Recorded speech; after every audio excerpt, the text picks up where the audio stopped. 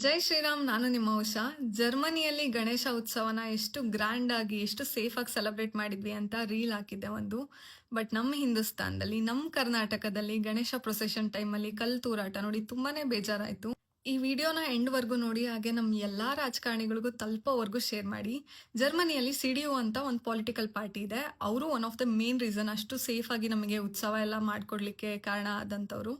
ಅದರ vice president ಅವರು ನಮ್ಮ ಇಂಡಿಯನ್ಸ್ ಮೇಲೆ, ನಮ್ಮ ಹಿಂದೂಸ್ ಮೇಲೆ ಎಷ್ಟು ನಂಬಿಕೆ ಇಟ್ಟಿದ್ದಾರೆ, ಎಷ್ಟು ಗೌರವ ಇಟ್ಟಿದ್ದಾರೆ ಅಂತ ನೀವೇ ನೋಡಿ. The Hindu community here celebrating Ganesha, that is a community savings. Not every community is like this. To have this community that is so hardworking, so peaceful, and doing such a great part for Nepal in Hamburg and in Germany. ನೋಡಿದ್ರಲ್ಲ, ಇವರೆಲ್ಲ ನಮ್ಮ ಬಗ್ಗೆ ಎಷ್ಟು ಒಳ್ಳೆ respect ಇಟ್ಟಿದ್ದಾರೆ, Indians ಅಂದ್ರೆ, ಹಿಂದೂಸ್ ಅಂದ್ರೆ ಅಂತ.